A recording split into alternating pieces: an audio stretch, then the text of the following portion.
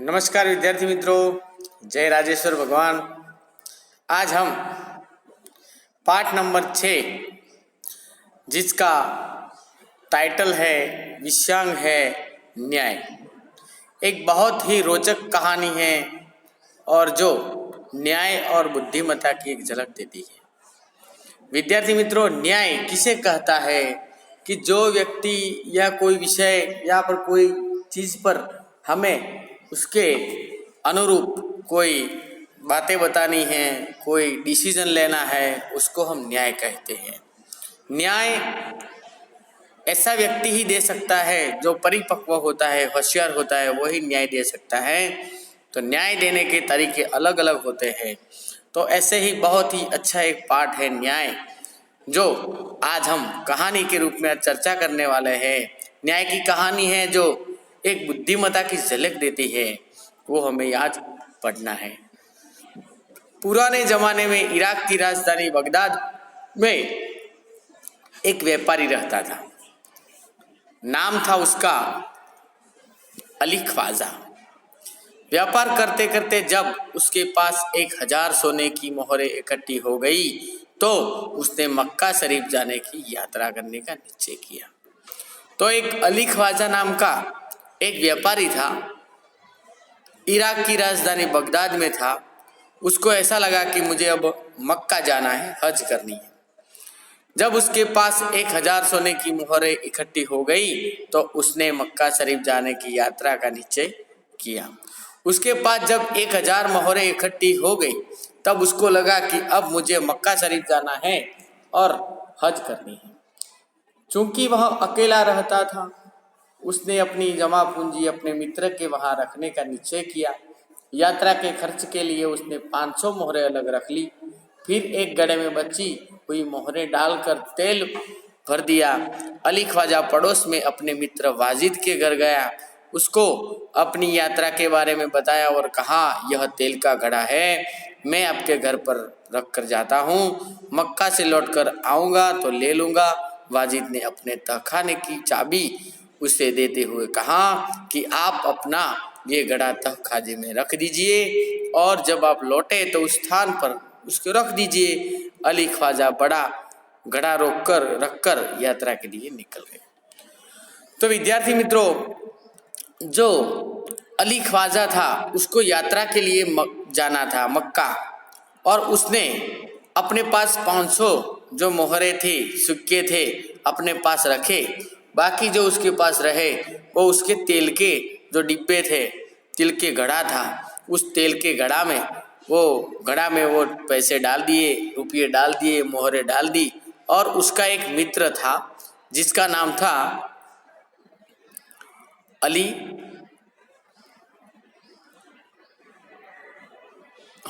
उसका मित्र था वाजिद। वाजिद के घर गया और वाजिद को बोला कि मेरे पास जो ये तेल का घड़ा है वो आप अपने पास रखिए।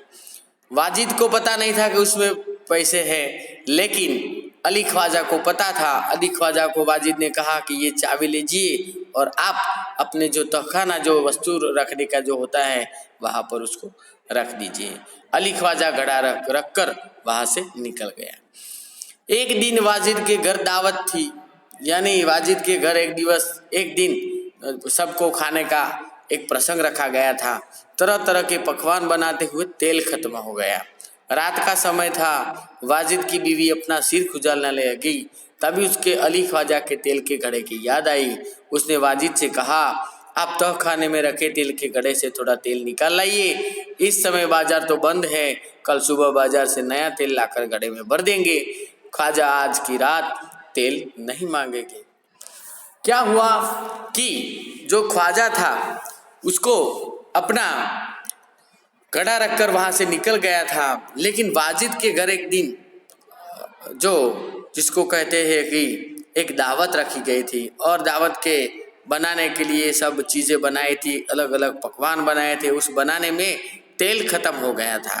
तो वाजिद की पत्नी ने उनको बोला कि आप जाइए और तहखाने में जो तेल का घड़ा पड़ा है वो ले लीजिए, और वहाँ से वो ये घड़ा है वो आप अपने मित्र को फिर तेल लाकर हम सुबह को दे देंगे। बीवी की बात सुनकर वाजिद तहखाने में गया। जब घड़े की सील खोलकर तेल निकालने लगा तब घड़े में से सिक्कों की आवाज आई। उसे लगा कि घड़े में तेल के नीचे कुछ है, इसलिए उसने दूसरे बर्तन में सारा तेल निकाल दिया। उसने देखा कि घड़े में तो 500 सोनों की मोहरें थी। उसने उन मोहरों को अपनी तिजोरी में छिपा कर रख दिया और तेल लाकर बीवी को दे दिया। अगले दिन उसने बाजार से नया तेल लेकर घड़े में भर दिया। उसे वैसे ही सीलबंद कर दिया जैसे कि ख्वाजा अली ने किया था। विद्यार्थी मित्रों, हुआ ऐसा कि ख्वाजा को पता था, लेकिन जो उसका मित्र था, जो उसको वाजिद को पता नहीं था, लेकिन वाजिद की पत्नी ने बोला कि आप जाइए और तहखाने में जो तेल का घड़ा है उसमें से तेल निकाल कर लाइए, और तेल हम उपयोग करते हैं, रात को तो थोड़े लेने के लिए आएंगे। तो उसने जाकर तेल लेने के लिए गया तो वह तेल का घड़ा उसने खोला तो उसमें कुछ सिक्के की आवाज आई। उसने चेक किया तो उस घड़े में 500 सोने की मोहरें थी। उसने उस सोने मोहरे को ले लिया और अपने तिजोरी में रख दिया। दूसरे दिन उसने तेल लाकर घड़े में भर दिया, वैसे ही सीलबंद कर दिया जैसे ख्वाजा ने अली को दिया था। कुछ दिनों के बाद ख्वाजा मक्का की यात्रा से वापस आया। घर में अपना सामान रखकर वह सीधा वाजिद के घर गया। विद्यार्थी मित्रों, कुछ दिन हुए और दिनों के बाद जो ख्वाजा था वो मक्का की यात्रा करके वापस आया। घर में अपना सामान रखकर वह सीधा वाजिद के घर गया, अपनी यात्रा की सारी बातें बताई, फिर तेल का घड़ा लेकर वहां से अपने घर गया। जब उसने घड़े का तेल निकाल कर देखा तो उसके पैरों तले जमीन खिसक गई। वह सिर पकड़कर बैठ गया क्योंकि घड़े में एक भी सोना मोहर नहीं थी। वह सोचने लगा, अब क्या किया जाए। तो जब ख्वाजा मक्का की यात्रा करके आया, फिर उसने वाजिद के घर जाकर तेल का घड़ा मांगा, तेल का घड़ा लेकर घर गया। फिर उसने चेक किया तो उसमें सोना मोहरें नहीं थी। वह दुखी हो गया, उसका सिर पकड़ने लगा और बहुत गंभीर वातावरण में आ गया। फिर वो सिर पकड़कर बैठ गया और उसको पता नहीं चलता था कि अब क्या किया जाए। वह उल्टे पांव वाजिद के घर गया और अपनी मोहरें मांगने लगा। वाजिद ने कहा कि सीलबंद तेल का घड़ा आपको उसी स्थान से मिला जहां आप रख कर आए थे। मैंने तो उसे हाथ भी नहीं लगाया, मैं कैसे मान लूं कि उसमें सोने की मोहरें थी। दोनों मित्रों में कहासुनी होने लगी। दोनों का झगड़ा सुनकर आसपास के लोग इकट्ठे हुए। उन्होंने जब झगड़े को बढ़ते हुए देखा तो ख्वाजा से कहा कि आप काजी की अदालत में जाइए, वह ही आपके झगड़े को मिटा सकता है। फिर वाजिद और जो ख्वाजा थे दोनों, ख्वाजा वाजिद के घर गया और घर जाकर बोलने लगा, आपने ये अंदर से सोना मोहरें ले ली है। तब वाजिद ने बोला कि आपने जहाँ पर घड़ा रखा था वहाँ से आपने लिया है, हमने कुछ किया नहीं है, वो आपको सब ध्यान रखना, हमारे का ध्यान रखने का नहीं होता है, उसमें सोना मोहर एक भी नहीं थी। तो वाजिद बोलने लगा, आप हमारे पर गलत इल्जाम लगा रहे हैं। दोनों मित्रों में बहुत कहासुनी हुई और कहासुनी में दोनों मित्र झगड़े पर आ गए। ऐसी बात में दोनों लोग झगड़ा कर रहे थे तो कई लोग इकट्ठे हो गए। झगड़ा सुनकर एक पड़ोसी ने कहा कि आप ख्वाजा की अदालत में जाइए, आपको सब वहां से आपका झगड़ा का हाल मिट जाएगा। ख्वाजा ने काजी की अदालत में अपनी बात रखी, परंतु पक्के सबूत के अभाव में उसे वहां से निराश लौटना पड़ा। तब उसने बगदाद के खलीफा के यहाँ अपील की न्याय मांगा। खलीफा ने उसकी अपील स्वीकार कर ली। खलीफा ने सारे मामले पर विचार करने के लिए कुछ समय चाहा। 1 सप्ताह बाद का समय सुनवाई के लिए दिया गया। ख्वाजा और वाजिद का किस्सा अब प्रख्यात हो गया था। विद्यार्थी मित्रों, ख्वाजा ने काजी के पास गया लेकिन उसके पास कोई सबूत नहीं थे। फिर उसको निराश आना पड़ा। फिर उसने बगदाद के जो खलीफा थे वहां जाकर न्याय मांगा। खलीफा ने उसको बोला कि आपको थोड़ा समय देना पड़ेगा, मैं आपका काम करके दूंगा। अब इतने दिनों में तो इन दोनों ख्वाजा और जो उसका मित्र था वाजिद, दोनों का झगड़ा आजू बाजू के वातावरण में प्रख्यात हो गया था। खलीफा एक दिन अपना वेश बदलकर शहर में घूम रहे थे, तभी उन्होंने कुछ लड़कों को न्यायालय का खेल खेलते हुए देखा। वह छिपकर उसको देखने लगे। उन्हें लगा कि जो लड़का न्यायाधीश बना है बड़ा समझदार है, वह जिस तरह न्याय कर रहा है बिल्कुल ठीक है। इसलिए उन्होंने उस लड़के को अपने पास बुलाया, उसका नाम पूछा। लड़के ने कहा, मेरा नाम है हसन। खलीफा ने कहा, मैंने तुम्हारा खेल देखा, तुम बहुत होशियार हो, कल हमारे दरबार में आना। खलीफा ने वो अपना जो राज्य था उसमें लड़कों को न्याय की बातें बताते हुए देखा। खलीफा ने एक लड़के को देखा और लड़के का काम अच्छा था। उसने बुलाया और पूछा कि आपका नाम क्या है। उसने बोला, मेरा नाम हसन है। तो उसने बोला कि आपका खेल बहुत पसंद आया है, आपको कल मेरे दरबार में आना है। अगले दिन खलीफा के दरबार में अली ख्वाजा, वाजिद और हसन उपस्थित हुए। खलीफा ने हसन से कहा कि तुम इन दोनों के झगड़े का किस्सा सुनो और बताओ कि इनमें से सच कौन है और झूठ कौन है। जो खलीफा थे उनको पता था कि ये हसन नाम का लड़का है, ये दोनों में से जो भी सच्चा होगा उसको भेद करके बताएगा।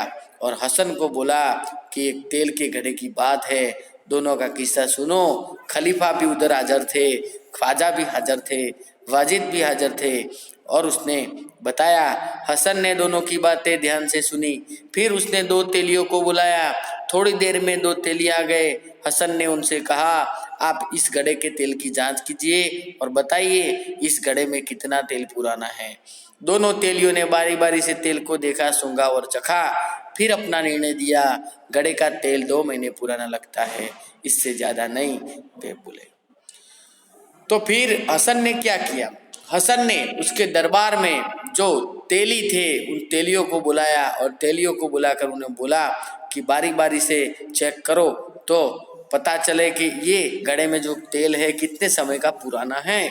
दोनों तेलियों ने बारों बार हाथ में तेल सूंघा, चखा और निर्णय दिया कि ये तेल 2 महीने पुराना है। तेलियों की बात सुनकर वाजिद तो घबरा गया। अली ख्वाजा खुश होकर बोल पड़ा, हुजूर, मैं तो 6 महीने पहले मक्का की यात्रा पर करने के लिए गया था, तभी मैंने तेल खरीदा था। तेलियों और अली ख्वाजा की बात सुनकर सबको वास्तविकता का ज्ञान हो गया। खलीफा को न्याय के लिए सबूत मिल गया था। खलीफा ने हसन को धन्यवाद दिया और वाजिद से कहा कि आपने अली ख्वाजा के घड़े से तेल और मोहरें निकाली है, आप इन्हें वापस कीजिए और चोरी और विश्वासघात के अपराध की सजा भुगतिए। खलीफा ने हसन को बहुत सारा पुरस्कार दिया।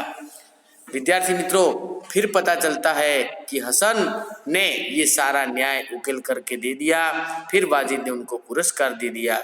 खलीफा के दरबार में उपस्थित सभी लोगों ने हसन की सूझबूझ और न्याय की बुरी बुरी प्रशंसा की। तो विद्यार्थी मित्रों, यहाँ से हमें ये पता चलता है कि न्याय कैसे दिया जाता है।